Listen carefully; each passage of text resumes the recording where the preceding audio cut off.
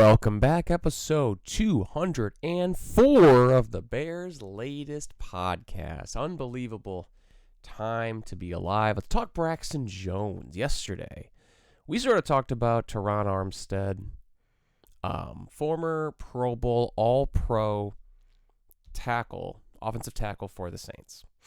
We talked about how we compared Ben Johnson to Sean Payton.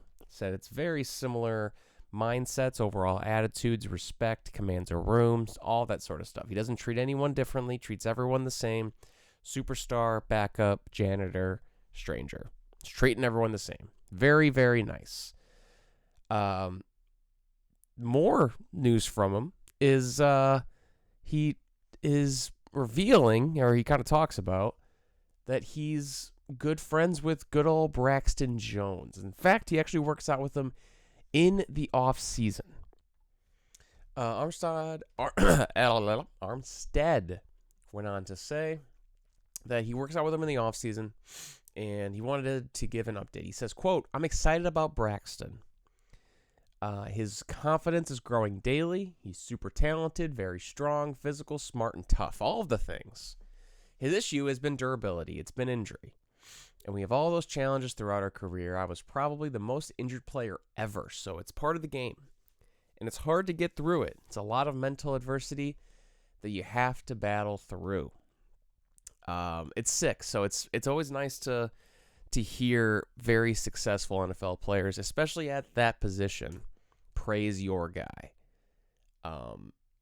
It's sort of there's a battle going on for left tackle right now. Braxton Jones will be fighting it out with Kieran Amigdaji.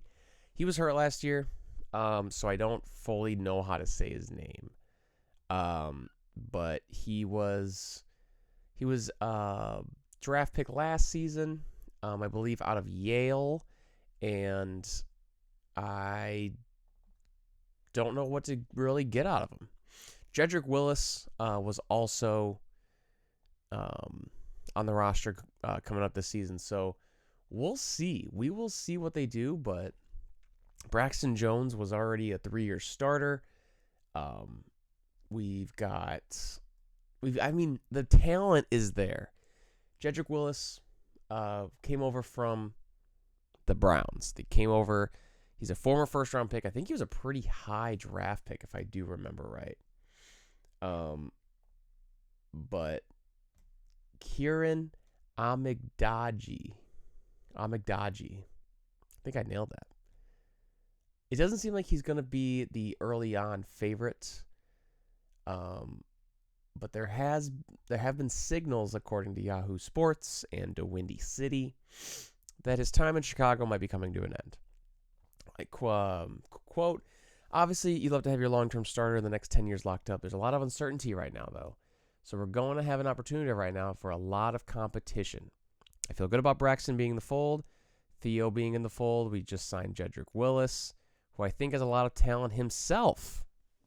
So there's plenty of talent. There's plenty of people that it sounds like Ben Johnson does like for the left tackle position. But I'm feeling very good that Braxton Jones' name keeps coming up, and it's positive.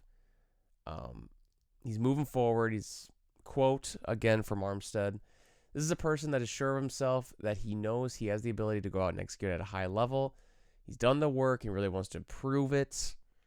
And that's where he has to start. You have no doubt.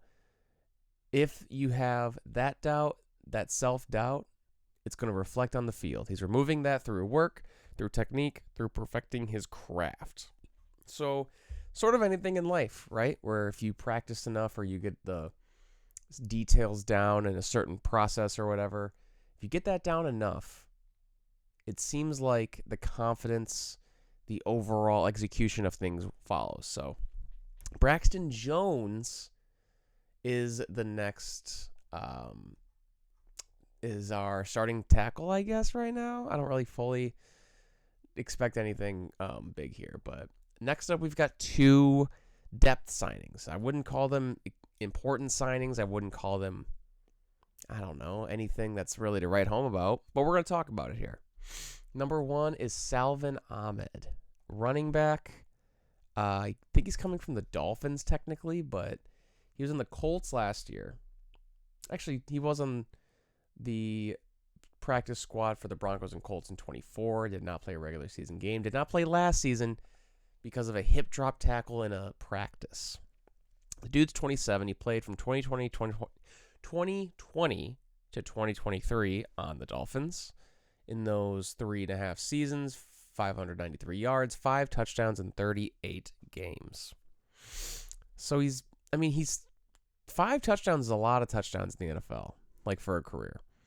So he played enough in a system of Mike McDaniel's that was movement and speed and all this stuff.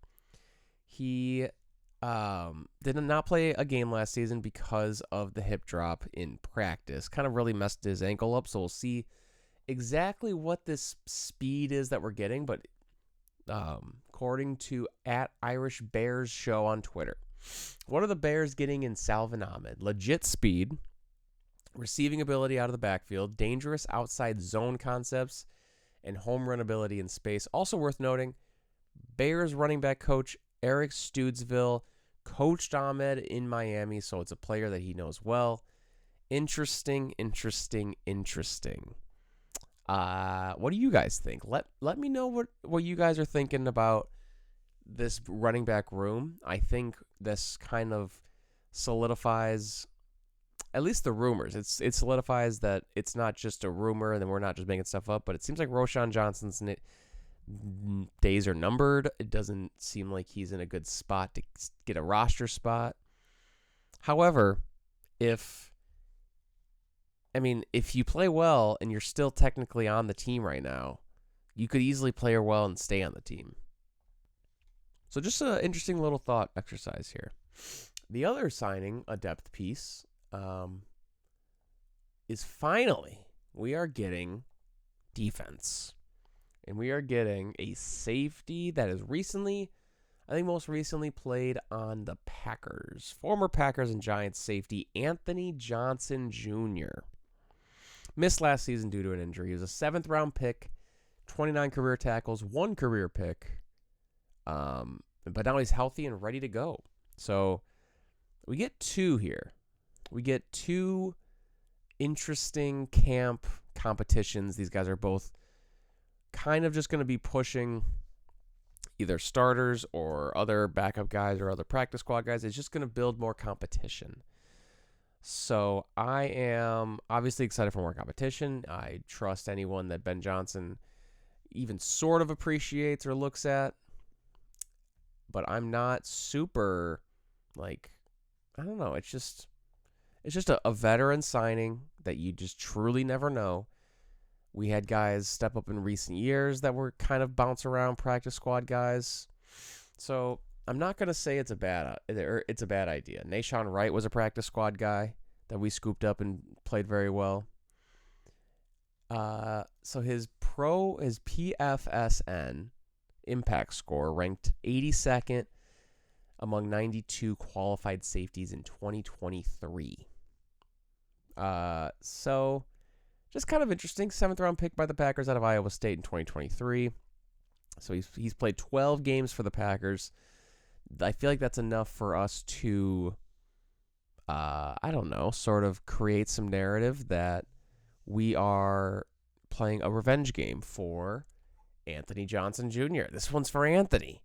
We need more motivation to play the Packers, and we just got it in our 7th-string safety.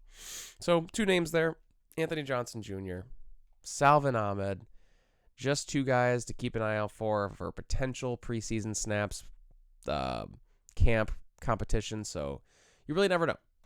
And finally, we're just going to catch up on an old pal here. No new news here, but DJ Moore has been loved in Chicago for many years, and now he is in Buffalo. And Josh Allen came out and said, big fan. He said, quote, "He's able to contort his body in different ways I don't think I've ever seen before, and he's not a small guy. He's faster than you think, and he just kind of glides on people."